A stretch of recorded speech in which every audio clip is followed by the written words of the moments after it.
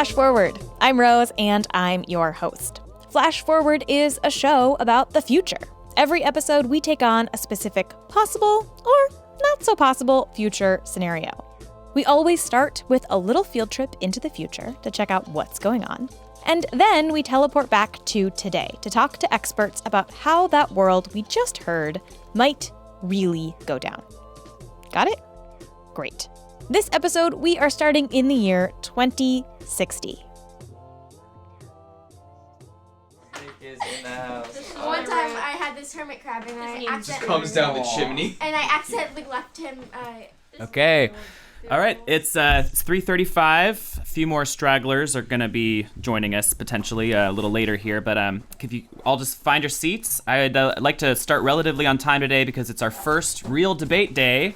Very exciting. Yeah. Hey. So last week you heard about the 5 cases we're going to argue about this semester, and you all picked out of the hat of doom. Yeah, go ahead. To determine what sides you're on. And I know some of you don't love which side you got, but the point here isn't that you believe that you're right. It's that you can convince other people that you're right, right? I So am right. even if you're arguing for something you don't believe, just try to be convincing, okay? Oh yeah, remember, these are the real cases from history. All this stuff that we're doing this semester, this all really happened. So the first one, case 1, the cheating case. This is from 2020. A woman is caught cheating on her wife via facial recognition, via the systems that were around town, and the victim files for divorce. The cheater sues the city, arguing that she should have the right to privacy moving around in her own town, and that there shouldn't be so much facial recognition around town. Who is right? So David and Ash, you guys are up. Yeah. Let's start with David. Ready? Okay. Yes. Go for it. Anyone has the legal right to videotape you in public. Why would facial recognition be so different? The answer is it's not. In fact, it's not that very different from many identification systems we have already. When you go to the airport, some dude looks at your ID, then looks at your face, and if they match, lets you through. If you go to a bartender can look at your ID, make sure you're over 21, see it matches with your face, then lets you through. If you, in police work, police try to identify criminals that they have pictures of to catch them. All of that No phones in class, please.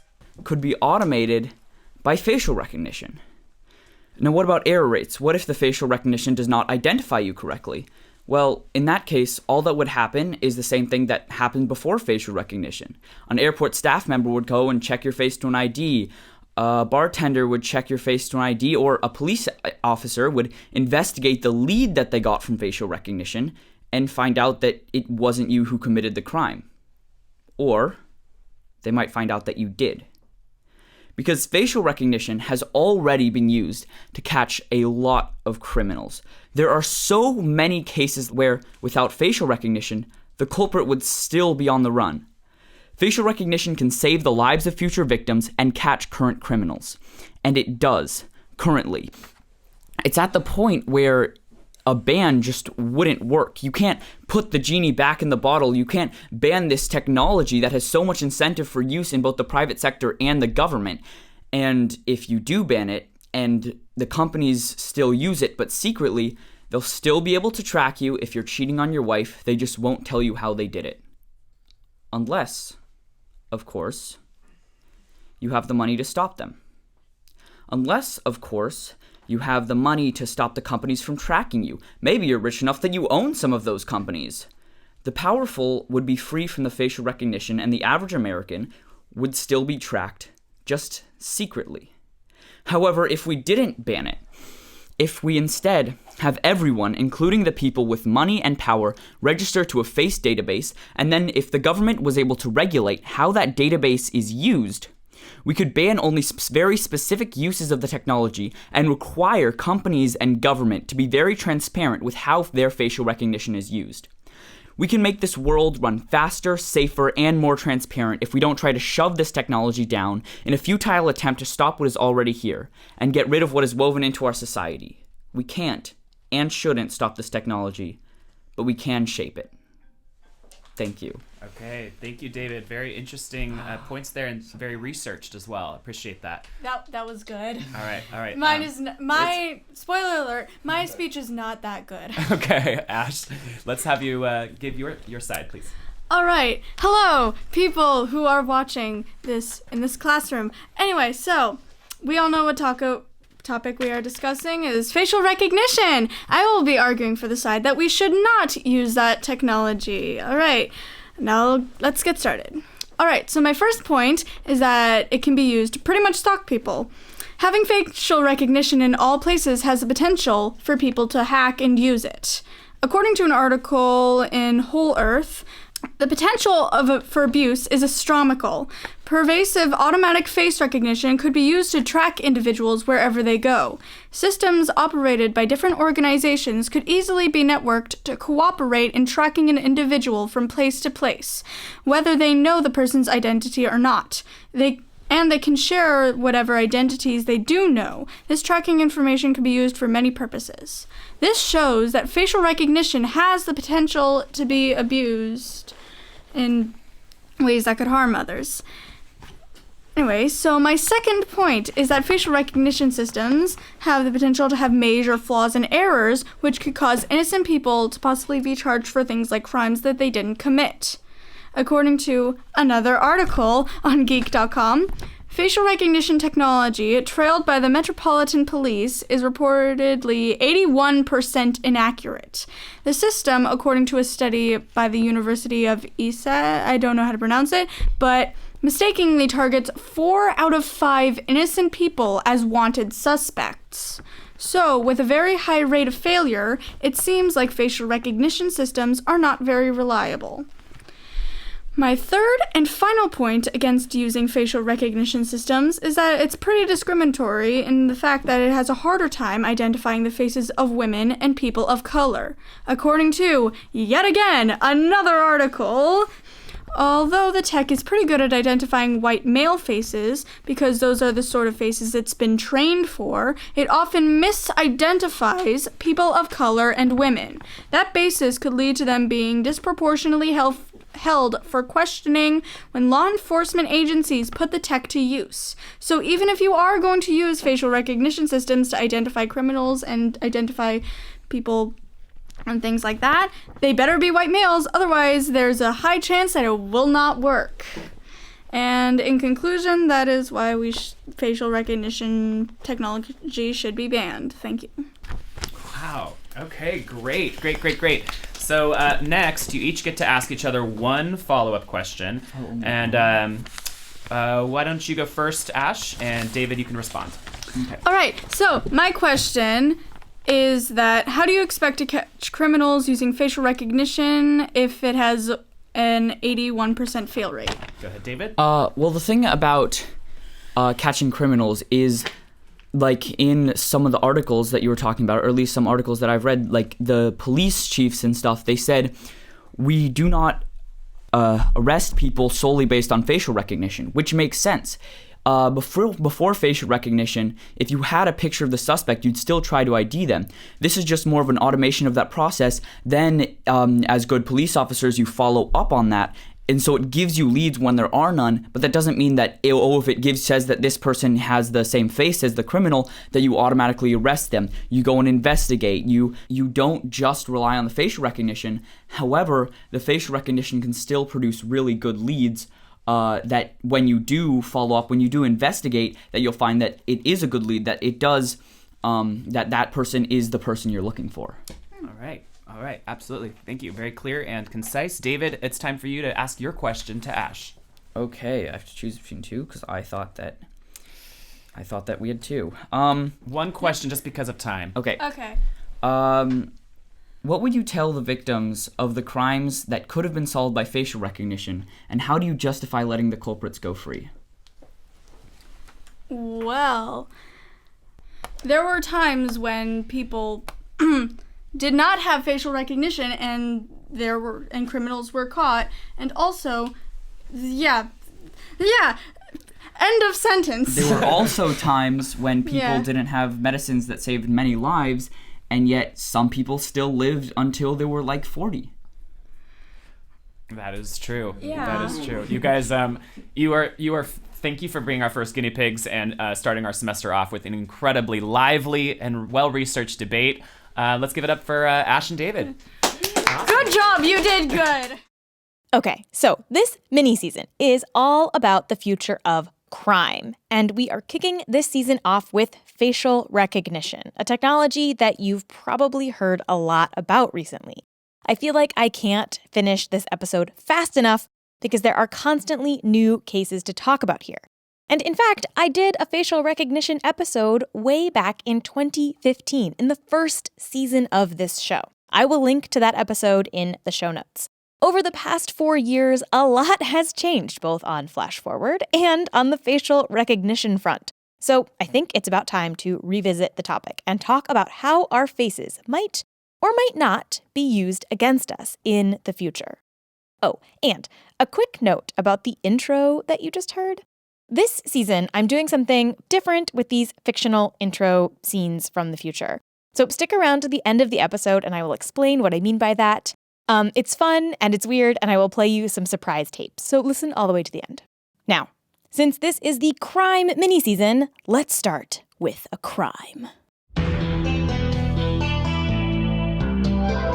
Just kidding. This mini-season is about crime, but I promise I will not go full true crime melodramatic on you. We will not be talking about any gruesome murders or serial killers, and I am not going to do any Nancy Drew cosplay and try and solve a cold case that somehow makes the entire series about my personal journey instead of the victims. If you love true crime, there are plenty of podcasts out there for you. But we are going to start every episode this mini-season with a case, and today's is a robbery. At 11:57 a.m. on May 14th, 2014, there was an armed robbery at a bank in Denver. There's surveillance footage of the robbery. The perpetrator is wearing a black baseball hat and a red windbreaker. And he's almost caught. The security guard at the bank tries to grab him as he leaves, but he trips and falls, and our thief gets away. For months, they have no leads on this case. Then, our burglar strikes again. On September 5th, he robs another bank in Denver. Again, he's caught on video surveillance cameras. This time, he's wearing sunglasses, another black baseball hat, and a black jacket. The Denver police shared images from both those surveillance videos with their Crime Stoppers network, basically asking the community for tips, seeing if anyone recognized this guy. And after that second robbery, 2 different anonymous tipsters called in with a name: Stephen Talley. From there, they found Talley's estranged ex-wife and showed her the pictures, and she said, "Yep, that is my ex-husband." So the police arrested Stephen Talley, and Talley says they arrested him pretty brutally, broke some ribs, knocked out some teeth. It was the kind of break-down-the-door arrest that you see on TV crime shows. The problem is that Talley had an alibi. He worked as a financial analyst for a company called Transamerica Capital. Here's Talley talking to the local CBS station in Denver. My job was to be on the phone all day. That was my job, to sell mutual funds. I knew that they were going to have a recorded conversation because I was on the phone all day. And indeed, his company did have a recording of a call from him at the exact time of the first robbery.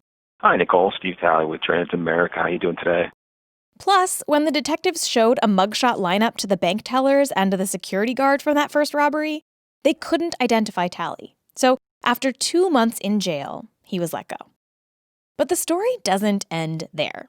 For some reason, the Denver police were convinced that Talley had robbed at least one of these banks.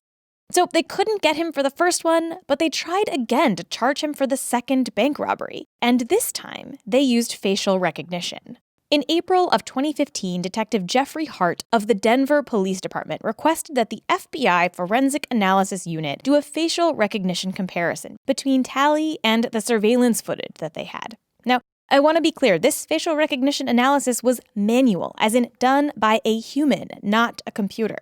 But it's the same basic method, measuring distances and elements of the face to determine if someone is a match. The FBI analysis did not find a perfect match, but they did find, quote, multiple corresponding characteristics such as the overall shape of the head, jawline, chin, nose, lips, and mouth, moles/marks on the face and neck, and specific features in the left ear. Ultimately, the analysis concluded that the person, quote, appears to be Talley, end quote. So, a year after getting out of jail for one robbery he didn't commit, Talley was arrested again for the second robbery. But he didn't do that one either. Cell phone records showed that he was at a food bank during the second robbery, getting food. And the bank teller from that second bank, the one who had originally identified Talley as the perpetrator, her name is Bonita Shipp, she retracted her statement. Here she is talking to KDVR in Denver. He was an innocent man. He didn't do it.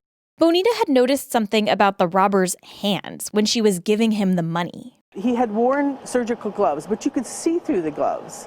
And you could see that he had marks like moles or brown spots on his hands. Talley did not have those marks on his hands. And his face had an important difference too. Talley has a mole on his cheek, and the robber doesn't. Oh, and Talley is 3 inches taller than the robber on the video. It wasn't him, still. And so on April 21st, 2016, 2 years after the first robbery, all charges were finally dropped against Steve Talley. But being charged with 2 different bank robberies, spending months in jail while you wait to be acquitted, that can ruin your life. It's destroyed my life. It's destroyed my family. I haven't seen my kids. It's destroyed my career. It's destroyed my health. Almost killed me. So what did it not do? And I'm still living like this right now, living on the streets. I still haven't even got an apology. They know they got the wrong guy the first time. I still haven't even got a simple apology. Talley is currently suing the city of Denver for how they handled his case, and the lawsuit is still ongoing. I tried to get Stephen Talley and his lawyers on the show, but I did not hear back from them, probably because the case is still active. Today, 5 years after Talley was mistakenly identified by facial recognition techniques, a lot has changed on this front. Our faces are being scanned constantly. Your phone might use your face as a biometric password to unlock itself. Students in schools all over the world are being watched on cameras equipped with facial recognition systems. Airlines are asking people to scan their faces to get on the plane. Amazon is selling their facial recognition system to police departments across the country. Now, you might be like, well, wait, Stephen Talley's case is not about the same kind of facial recognition as that stuff that you just mentioned. But I wanted to start with his story to show that facial recognition, even when done manually by a person who is in theory paying attention to every detail, can be wrong. And being wrong about this kind of thing can have huge implications. It can ruin people's lives. And now we're taking that system, those methods, and we're removing humans from the equation. But we're getting ahead of ourselves. Let's first establish how facial recognition systems work. In essence, what it does is tries to find a map for your face. Like the distance between your eyes, the distance between your eyes and your nose, the distance between your nose and the top of your lip, between the lips and the chin. This is Brandeis Marshall, a data scientist and professor at Spelman College. So it's trying to find markers on your face to identify where all the main portals of your face exist, and finding distance. And then trying to take what your face is mapped on digitally to other faces that have been mapped digitally. So these systems look at pictures or videos of your face. They measure a bunch of stuff to turn your face into a series of numbers, and then they compare those numbers to other faces that they know. Now, we have talked about algorithms on this show before, so you probably already know this. But one key element of an algorithm is how you train it, what data you feed it for it to learn from. If you want a system to be able to recognize faces, you need to give it faces to learn from. You need to give it a lot of faces. And you might be surprised where companies are getting those faces from. They're pulling from data sets that are freely available because all of us have taken a picture with our cameras on our phones and posted it online. So they are scraping the internet. So that's Facebook, that's Flickr, Twitter, or Instagram. That's right. You yourself are helping train these systems with your face. And sometimes you're actually helping train the system with other people's faces without their permission. If you have ever uploaded a group photo to Flickr, you probably did not ask all of the people in that photo, hey, In a couple of years, is it cool if IBM uses your face to train their algorithms to create a facial recognition system that they will then sell to the United Arab Emirates so that they can crack down on dissidents? And yet, that could have happened. IBM did scrape images from Flickr, and they did sell their facial recognition system to the UAE, a dictatorship known for throwing critics into secret prisons. Many of those people uploading their photos and giving it a sort of license were thinking that maybe somebody would take their photo and share it in a collage, or they would repurpose the photo for some other sort of creative art product. This is Matt Cagle, an attorney at the ACLU in Northern California. I think very few of those folks understood that their photos might be available for training facial recognition systems that governments and maybe law enforcement agencies might want to use. Some researchers have called this image scraping the dirty little secret of facial recognition. Sometimes companies will literally just go into Google and type the name of a famous person, a politician, an athlete, a singer, and just download all the photos they can find of their face to use in their algorithms. And even if you have a copyright to your image, that doesn't always stop people from using your photo. Academics can and do use copyrighted photos to train their algorithms. They claim that because they're not doing commercial research, they don't have to respect copyright claims for your photos. This is why people get nervous about things like FaceApp, the app that recently was making the rounds online where you could see what you look like as an old person or as a baby. If you look at the agreement you signed to use that app, you are handing over access to your face for them to use for whatever they want. I'm very particular about my own face and what imagery is out like that shows my face. So I have like 3 images that I, know that's out in the ethos, and any other image I'd be like, well, I didn't give permission for that. Uploading photos to any app with any technology company these days requires a whole lot of trust. And that trust has not necessarily been earned. Historically, within at least the United States, I'm not going to talk about globally, but at least in the United States, there's a lack of trust between marginalized communities and the mainstream. If someone's going to use my face, I want to know how it's being used, where it's being used, what the frequency, and if they're making money off of my face. And if they're making money off my face, I want that money. Now, not all photographs that these companies use are shadily scraped from the web. Some of the photos are taken specifically for training purposes, but those tend to be smaller datasets and more homogeneous, as in the photos tend to show a less diverse set of people, which is a problem because if you don't have a diverse set of faces in your training data, then your data does not learn how to recognize a diverse set of people in the real world. Let's say it's just all women, then you're going to look at the features of just women's faces, and you're going to be excluding men's faces, which has a different bone structure, therefore different way that the algorithm would tune or not tune to a male face. And this gets us to probably one of the most famous problems with facial recognition. It's not very good at recognizing not white faces. And that's because the data it has is mostly of white male faces. One of the most commonly used datasets in this field is 75% male and over 80% white. So if you're a white guy, you have the best chance of the system recognizing you. Congrats, I guess. If you are not a white guy, well, too bad for you. What this means in practice is that when you actually plug these systems into the real world, they're wrong a lot. One analysis of the system that London's Metropolitan Police uses found that it was wrong 81% of the time. The ACLU did an analysis of Amazon's recognition system, and it mistakenly flagged 28 members of Congress as matches with people who have been arrested for a crime. And most of the politicians that were flagged were not white. On top of these algorithms being wrong a lot of the time, in most places, there are basically no rules about how these systems can and should be implemented. In New York City, for example, the police once uploaded a photo of the actor Woody Harrelson into their system because eyewitnesses said that the suspect looked like Harrelson. And based on this upload, they actually arrested someone and charged them with petty larceny. In other cases, the New York City police would alter the images that they had of suspects to make them work within the system. Remember, you need a photo that shows enough of the face for the algorithm to read.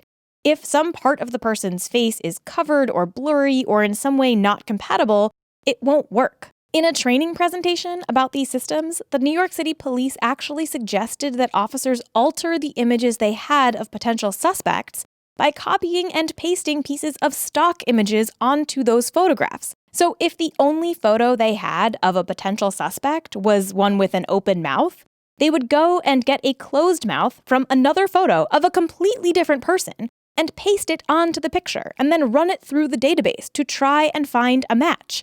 And that is totally allowed.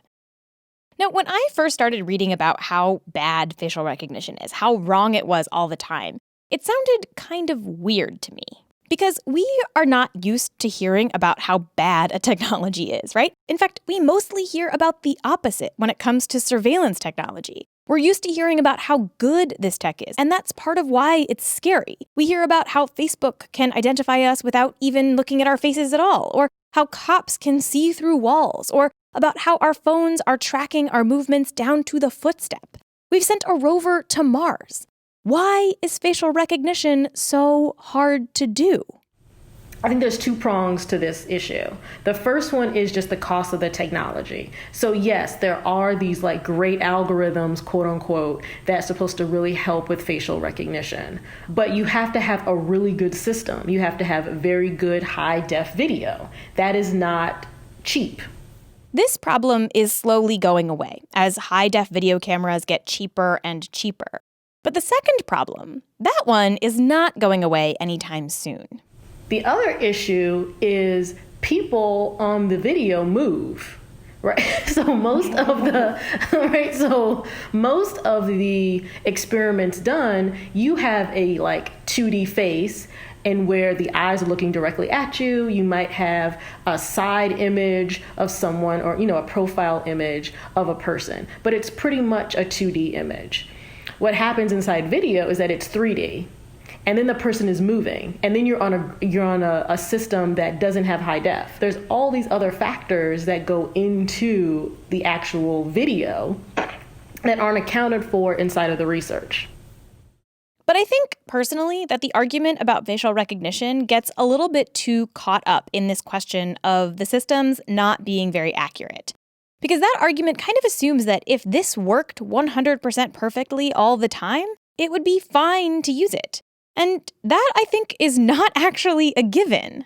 Even if this technology were perfectly accurate, even if it could identify all of us without making any errors, if it could do it from a distance, even with blurry images, that is still a world that we shouldn't want to live in. Because when the government can perfectly track us, the government has an outsized power to know who we associate with, where we go, and to enforce laws in ways that could be biased and that can impact particular communities, specifically immigrants, activists, and people of color who in the past have been disproportionately targeted by government surveillance. And this is kind of the fundamental question about not just facial recognition, but tracking technologies in general. Should you expect to be constantly scanned and tracked everywhere you go?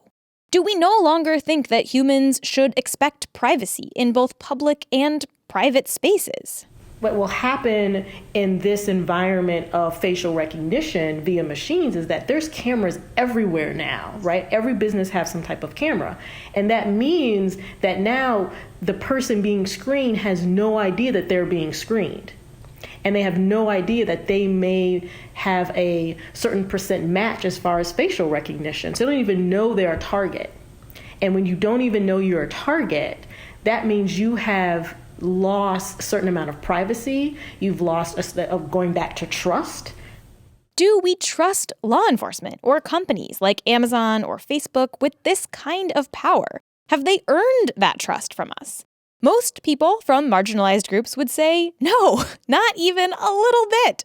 And for good reason. Facial recognition has already been used by police during Black Lives Matter protests and to track and out sex workers. Trans people also worry that the system might be used to out them to employers, friends, or enemies and harassers. And in fact, it's not just marginalized groups who are wary of this kind of surveillance. In a March 2019 poll that the ACLU commissioned, they found that 76% of California voters supported strongly or somewhat a law that would, quote, require public debate and a vote by lawmakers before any surveillance technology is obtained or used by government and law enforcement. And 82% of Californians said they disagreed strongly or somewhat to this statement. Governments should be able to monitor and track who you are and where you go using your biometric information. The poll also found that these opinions did not break along party lines. Both Republicans and Democrats felt the same way. There is an overall consensus, at least in California, that this surveillance technology is suspect. And as a result, some cities have decided to ban this technology from use by police and government entities. And when we come back, we're going to visit two very different places and hear how they're tackling facial recognition technology head on. Face on? Whatever. First, a break. So let's recap what we have learned so far about facial recognition. It's biased, often inaccurate, and even if it worked perfectly, would still plug into our biased and problematic society that already over-polices certain communities. Even if face surveillance technology becomes perfectly accurate, we have to remember that it will be deployed in a very imperfect world. That's Matt Cagle again with the ACLU.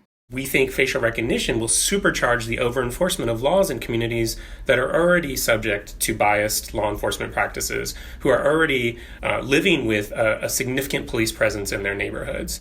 Just to give you one statistic here out of many, many, many statistics, studies show that Black and white people in the United States are equally likely to smoke weed. But Black Americans are almost 4 times more likely to be arrested for marijuana possession. That's because cops are more likely to patrol those communities and are more likely to arrest a Black person for possession where a white person might just get a verbal warning. Now, one argument you hear a lot in regards to law enforcement and technology is, well, if you have nothing to hide, you're fine. Only people who are doing crimes should worry. So if you don't do any crimes, you shouldn't have anything to worry about. We have talked about this argument before on the show. And again, I will recommend the book Nothing to Hide: The False Trade-Off Between Privacy and Security by Daniel Solove. But here is what Matt had to say about that line of thinking. It's not about having something to hide, it's about having something to protect. In some communities, that's going to be your ability to go to a political protest without being tracked and identified as present by local law enforcement who wants to put you on a list of some sort of, of protesters or activists. Conversations about privacy and governments aren't new. But what is new is a series of ordinances banning facial recognition around the country.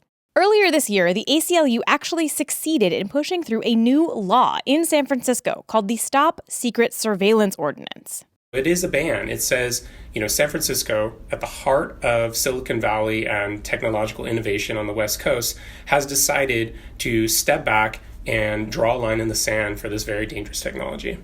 And it's notable that this was the first ban on facial recognition in the entire country.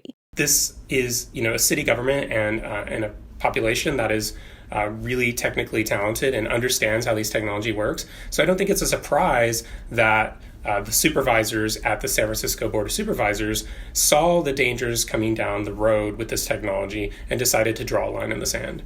The ban is coming from inside the house, so to speak. Now, the ban only applies to certain organizations in San Francisco. So the San Francisco Surveillance Technology Ordinance applies to city departments. So that will be law enforcement agencies, the Recreation and Parks Department, any agency that or actor working for the city or county government. But there's an entire additional industry of corporate players who want to be using face surveillance technology to scan your face when you walk into a store, when you enter a stadium. The gym or the mall or the private school that your kid goes to, they can all use facial recognition, and many of them are. This ordinance does not stop them. But Matt is actually hopeful that public opinion has turned against facial recognition enough that people might actually demand that these private businesses stop doing that. And there's going to be a lot of pushback, I think, against companies who seek to secretly scan people's faces when they walk into a store and then use that to make money or to serve ads. So you're actually hopeful that people are going to reject this? Oh, yeah. The San Francisco ban was passed nearly unanimously, 8-1. And it sparked a lot of conversation and a handful of similar measures. Nearby Oakland banned the technology right after San Francisco. Berkeley is currently considering a similar ordinance. Somerville, Massachusetts, passed a ban unanimously at the end of June. You also see states proposing legislation to regulate and rein in facial recognition technology. California is considering a ban on the use of facial recognition technology with officer-worn body cameras. Massachusetts is considering a moratorium. Michigan and New York are also considering or have at least proposed legislation. Another place inspired by the San Francisco ban is a much smaller town in a much smaller state. We're in Bergen County. We're about 5 minutes without traffic outside the George Washington Bridge away from New York City. We're a municipality of about 40,000 people. This is Keith Kaplan, and he's a councilman in Teaneck, New Jersey, not that far from where I grew up. And Keith is working on introducing a facial recognition ban in his town as well. I knew I wanted to do it, and I wasn't exactly sure the best way to do it. And once I saw the ACLU working on it with San Francisco, obviously not having to recreate the wheel from scratch is a wonderful thing. But Teaneck, New Jersey, and San Francisco, California, are pretty different places. The San Francisco rules, for those that don't know, are extremely complicated. And I mean, look, they're a city of millions of people. It's going to require layers of complexity. We have 40,000 people, and, our police department is 100 people strong. For comparison, San Francisco employs over 2,000 police officers. But Keith's version of this measure has really similar elements to the San Francisco one. First, it bans the use of facial recognition for now. The tech doesn't really work at the moment. It targets a lot of the wrong people. Second, it establishes a public comment period before this kind of technology can be adopted in town in the future. And third, it says that if in the future they do decide to use something like this, there has to be a specific plan for how to measure its impact. And this is something that rarely happens when places implement a fancy new technology. Take automatic license plate readers, for example. There are cameras on most cop cars, and even those little parking enforcement buggies that go around town. And those cameras are constantly scanning license plates and checking those plates against a database of stolen cars or getaway vehicles. Precincts all over the U.S. installed these systems, which cost a decent amount of money. And then years later, when I asked, what is the revenue coming in, for the readers? Are they paying for themselves? Are we finding a lot of these out-of-date registrations and, cars that are vastly out of date and causing all this pollution are now getting registered and processed? Are we finding people with these warrants out for them? And it turns out we weren't keeping records based on in a way that can be reviewed and see if these things were meeting their objectives. So Keith wants to avoid that with facial recognition. If they are going to use it, they have to actually have a way to track whether or not it is working. Just as a quick aside, these automatic license plate readers are also systems that can get things wrong. In fact, just a few weeks ago, I came home and there were 4 cop cars parked on my street at weird angles, like they had raced there and skidded to a halt. It turned out that a parking enforcement buggy's license plate scanner had mistakenly matched the plates on my neighbor's car with a stolen vehicle, which triggered an alert and sent 4 cop cars to the house. And this is not an isolated incident. There was one last year in California where they had the right number, but it was just bad data. A rental car was listed as stolen, and they never updated it when the car was brought back. This guy, Brian Hoffer, gets pulled over, and police are holding him at gunpoint. And, in 2014, there was a LAPD license plate reader that confused this guy, Arthur Urich's license plates, and it was the right number, but it was the wrong state. And I will just say that if a license plate reading system can't get things right, how do we expect a facial recognition system to be better? Also, wouldn't you think that a human might review the license plate in question and double check before sending a whole slew of cops? I don't know, just a thought. Anyway, right now, Keith is working on basically taking the San Francisco rule and stripping it down to its most essential parts to introduce it in Teaneck. But what about the bad guys, you might ask? Don't we want to catch the bad guys? Doesn't this help us catch bad guys? In the intro, you heard David argue this, right? What would you tell the families of people who might never get justice because we didn't use this technology? The problem is that we don't actually have a lot of evidence that facial recognition helps us catch more bad guys than we already do without it. Police departments already have pretty advanced techniques for tracking someone or trying to locate a person. Here's Matt Cagle again. San Francisco stood back and it said, you know what, we can keep the community safe and we can enhance public safety without recklessly deploying a new surveillance technology in the community. And even if this technology did work to find some extra baddies, it might still not be worth using, given the potential downsides. We have rights, and I'm sure it would be easier to go and track every single person 24/7, 365 to find all the bad people, but we don't do that here. We tell people that they have the rights that are listed in the Constitution, and we need to abide by that in our deeds and in our words. Keith is going to introduce his new rule to the town council in September, and he encourages you to tune in, if not to the TNEC meetings, at least to your own. I mean, let's face it, there are not a huge amount of people that rush out to town council meetings across their land, although if anyone's listening to this, seriously, it's must-see TV, and if they're not broadcast, ask your local legislators to at least give you internet streaming of their meetings. The open comment period is worth it at least. My wife loves watching. I will be keeping an eye on what's going on in TNEC, and I will keep you all up to date on how things go. And if you are interested in introducing a facial recognition ordinance in your town, the ACLU actually has some resources to get you started. They have a program called Community Control Over Police Surveillance, or CCOPS, that includes model bills and plans. I'll link to that in the show notes. Okay, we're going to take one more quick break, and then we're headed to India to talk about a completely different kind of facial recognition. But first, another word from our sponsors. Okay, facial recognition. We've covered how it works, how it can be used, where it might fall down, and why some cities have banned it. But there is another application of facial recognition that I am really fascinated by. You see, humans are not the only creatures with faces. In case of primates, we see that we have a very similar face arrangement. Like you have like a surface where you have two eyes, one nose, one mouth. This is Ankita Shukla. She's a PhD student at IIIT in Delhi, India. And she works on applying facial recognition to animals, and mostly in primates. And the basic principle is the same here, right? They have faces, just like we have faces. And the challenges are similar too. You need a good photo of those faces to train your model on. Capturing that kind of data is pretty difficult.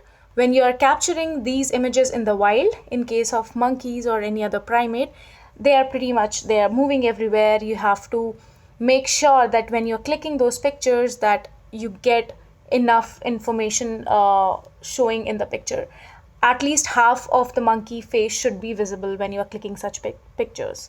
If you've ever tried to wrangle a small child into taking a passport photo, you know what this struggle is like. Guy, can you just sit down and I'll take different pictures of you in different poses? That just cannot happen. Now, you might be asking, why? Why do we want to use facial recognition on monkeys? Are they stealing things from the corner store? Did monkeys rob the bank in Denver? No, but kind of. You see, monkeys are a huge problem in some parts of India. There's one species of monkey which is known as rhesus macaques, which are known to be overpopulated in India because they can just adjust in the urban settings. They can come to your houses, steal food. They can eat anything as what humans can eat. Rhesus macaques in some parts of India are everywhere. According to one organization that represents farmers, these monkeys can cause up to $400 million in crop losses and diverted labor every year. People who live in Delhi report coming home to macaques basically living in their houses, opening up their refrigerators, eating all their food, leaving a mess. Oh, and they bite. Basically, it's like having a pack of furry teenagers with tails swinging in and out of your windows at all times, and they must be stopped. So they wanted to start a sterilization operation in that case. So these organizations would go out, catch monkeys, and sterilize them. But then they encountered this problem. How do you know if you've already sterilized a monkey? For now, the way they were doing, they were like going manually, picking up a monkey, doing the sterilization, and again leaving it, putting up a mark on the body of the monkey. But we do not want to do that to any animal. We do not definitely want to leave a mark on the body of the animal.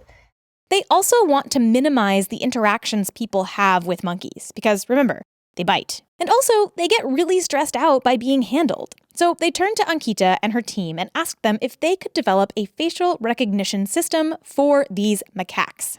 You scan towards a monkey and you'll say, oh, this guy is John and this is already sterilized. Do they have names? You can name them. It's fun to name them. Ankita recently published a paper where they used photos taken from a wildlife preserve and from zoos to build a facial recognition algorithm that could identify 2 different types of primates, rhesus macaques and chimpanzees. And they got it to work really well. 98% of the time, we were able to correctly identify that this is that monkey. So in the case of these macaques, the idea is to build a system that can identify if you're looking at a sterilized macaque without actually having to interact with it. But in the case of other primates, like chimpanzees, these systems are more for biological research purposes. If you install camera traps around the forest equipped with these kinds of facial ID systems, you can get a better sense for which animals are moving where without having to radio collar them or try and track them yourselves through the forest. And there are teams hoping to use facial recognition to catch poachers who are trying to illegally smuggle chimpanzees. The idea is to tag chimps in the system so that when photos of these chimps show up on social media, the rescue groups can catch those poachers. And yes, that is a thing that actually happens. People post photos of their pet chimpanzees on Facebook. Now, if you have been listening to the show for a while, you know that I am sort of obsessed with animals and how we think about animals and how we talk about the ways that animals and technology interact. And this primate face system got me thinking about these questions again. This whole episode has been about how important it is for us to push back on surveillance, about how we have this right to privacy, this right to move around in our spaces without being flagged and tracked and monitored. We don't extend that right to animals right now, but should we? If we don't think it's okay to use facial recognition on humans all the time, why should we use it on animals? I don't think it's a concern in that way for privacy of animals.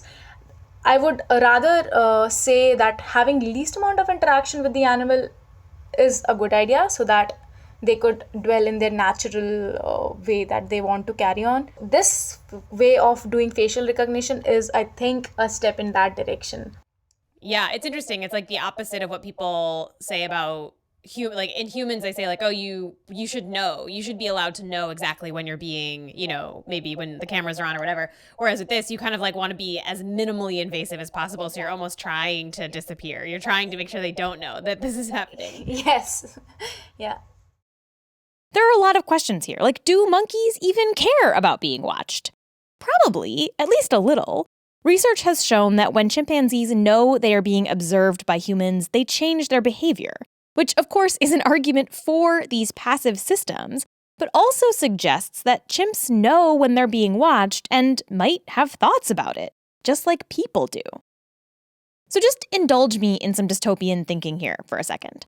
Let's say there is a primate that does something bad to people. Maybe it steals something or it hurts a kid or something like that, which does happen.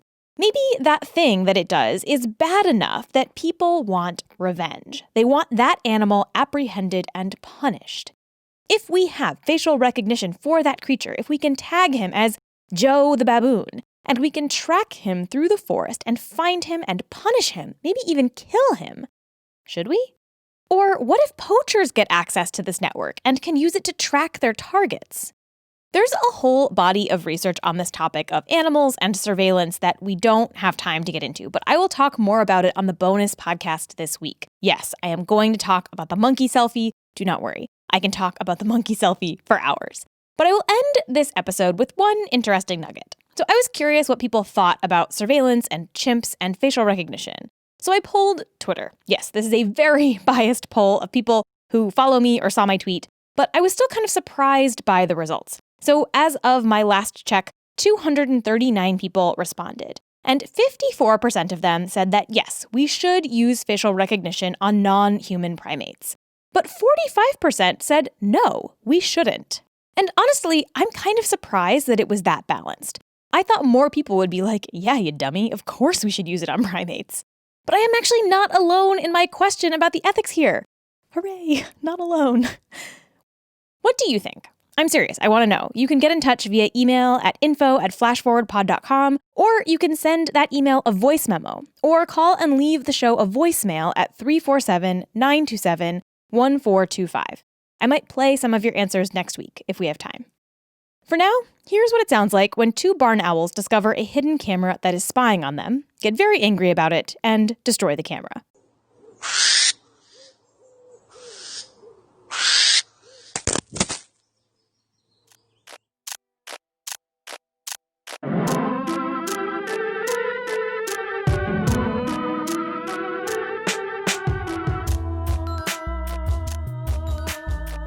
That's all for this episode. Flash Forward is produced by me, Rose Eveleth. The intro music is by Asura, and the outro music is by Hustleonia. The episode art is by Matt Lubchansky. If you have ever marveled at how amazing the art is for Flash Forward, you have Matt to thank. They do incredible art for each episode. And I just want to do a quick shout out. So Matt works with The Nib, which is an amazing publisher of political cartoon, comics journalism, humor, nonfiction. They're amazing, and they just lost their funding. And so if you like those sorts of things, or if you just like the illustrations of Flash Forward, please go check out The Nib and potentially support The Nib. It's thenib.com. That's THENIB.com. And that's how you can become a member. If you become a supporter, you get stickers, and they just do great work. So you should definitely go check them out, especially if you've ever admired the art for Flash Forward. Special thanks to Veronica Simonetti and Erica Latz at the Women's Audio Mission, where all the intro scenes were recorded this season. Special thanks also to Evan Johnson, who played Mr. Morton, and who coordinated the actors of the junior acting troupe who play the students in the intros this season. Today's debaters were played by David Romero and Ash Greenberg. Okay, so here is the deal with the intro scenes in this mini-season. They are not quite as fictional as they usually are on the show. So what you heard were real teens who were basically playing themselves. I gave each of them a side to debate, and they prepared their own statements and questions and then really did improvise the answers. Before we started recording, I had no idea what they were going to say. And they did an amazing job. They researched their positions and wrote speeches and then had these long, really interesting discussions as a group after each debate, which I couldn't always include in the episode just for time. So if you want to hear those longer discussions, all you have to do is become a patron at the $5 or more level, and you get the bonus podcast. And for the course of this mini-season, each bonus podcast is going to include the full cut of the discussion that these teens had about these topics. They are so interesting and insightful and full of opinions, and it was so fun to have them in the studio. So here's a taste from today's episode. In my opinion, I feel like I can't really bring myself to care enough about the loss of privacy than I know I should, because when I just think about it, I feel like, privacy is dying. The government already tracks you in so many ways. I personally don't really care about that. David, what you said kind of sounds like people's excuse for not caring about global warming. But global warming. I know it's a big deal. Global warming could cause the end of the human race. Corruption by the government with our facial recognition could cause the end of the United States of America. But I don't think that that's something that's really gonna happen in the foreseeable future. To hear their whole conversation, head to patreon.com/flashforwardpod and sign up as a patron at $5 per episode or more. That gets you access to the bonus podcast, which will include these clips, plus all kinds of other insights about how Flash Forward works, other things that I cut from the episode, and just other updates on the Flash Forward universe.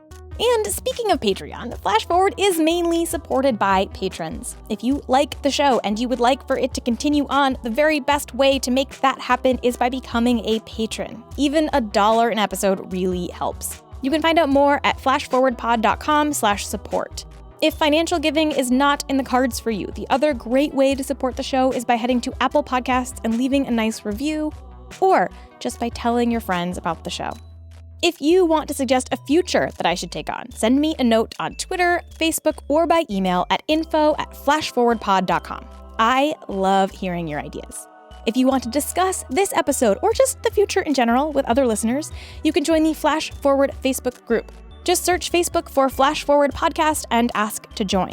And if you think you've spotted one of the little references that I've hidden in this episode, email me at info@flashforwardpod.com. If you are right, I will send you something cool. Okay, that's all for this future. Come back next time and we'll travel to a new one.